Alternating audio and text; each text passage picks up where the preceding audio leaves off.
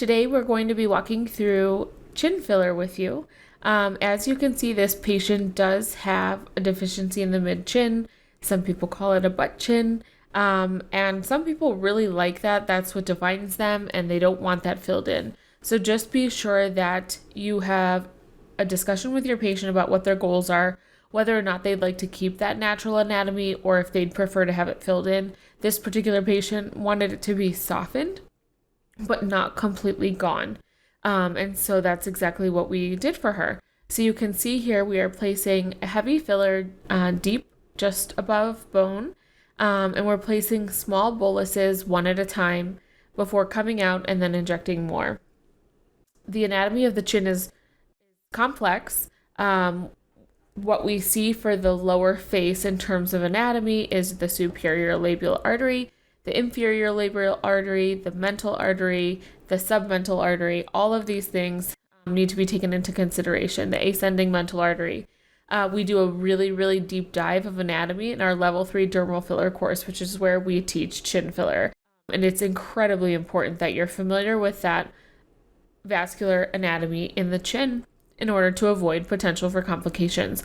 These vessels can be quite variable, as with other vessels in the face, but knowing your landmarks and knowing where safe injection points are located will help you minimize those complications. And so you can see here, we're just going in and putting small boluses in and then determining if we need to be going back in and putting any more in. This is a newer injector that we're training on chin filler, and she's doing a fabulous job. You can see there, she's sort of picking up the mentalis muscle, and then again going deep down to bone, aspirating, of course, every injection, and then giving a small bolus. And you can see how she's putting her thumb below the chin. This is to block the submental artery, the risk of vascular issues if that artery were to get occluded. It is what feeds the lower palate, or feeds the palate in the mouth, and therefore we need to be very cautious. Again, so knowing this anatomy is going to be key for you in your practice, and coming to a level 3 course will give you that opportunity to really advance your dermal filler skills. Not only is chin covered, but we also covered jawline, under eye, temples, and these are pretty advanced treatments, and so therefore we want you to have the appropriate training before starting to tackle these skills. It's just very important that that anatomy is quite familiar to you. And so you can see now she's just sort of massaging the area.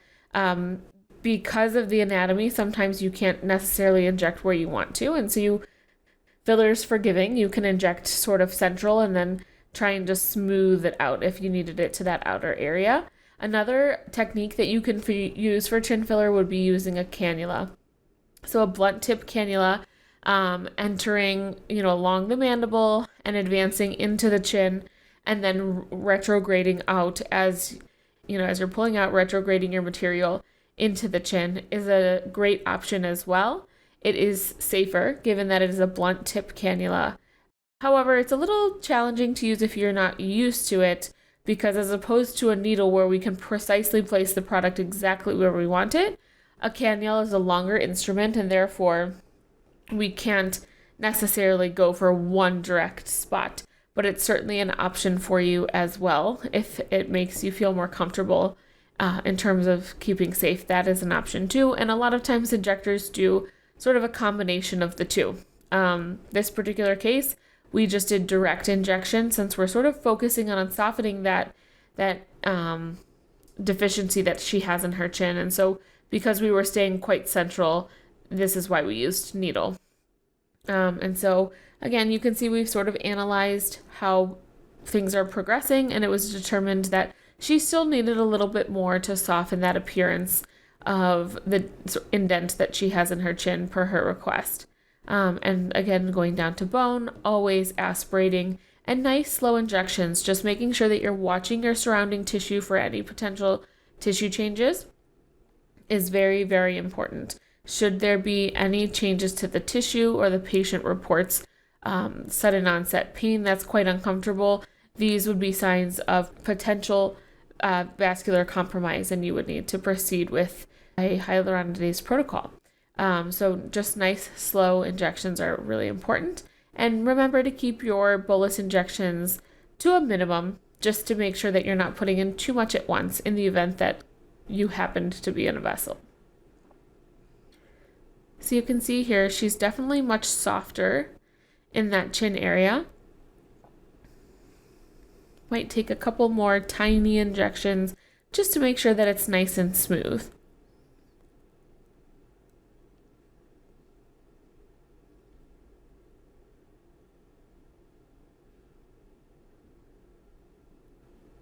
All right, so she has identified that this particular area still looks like it's pulling in a little bit and wanted to give additional filler.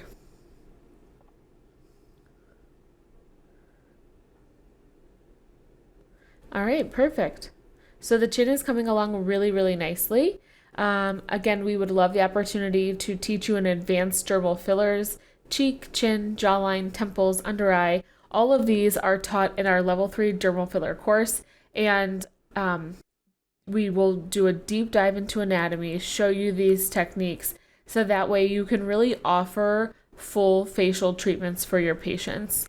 A lot of times a chin is incredibly necessary if you have somebody coming in requesting lips and they need some profile or facial balancing because their chin is deficient. You must start with the chin first before filling the lips. Otherwise, you're going to give them sort of a strange looking appearance. So all of these things are incredibly important. Our level 3 course is going to help you determine appropriate treatments for facial balancing and so on. We can't wait to see you at a course soon.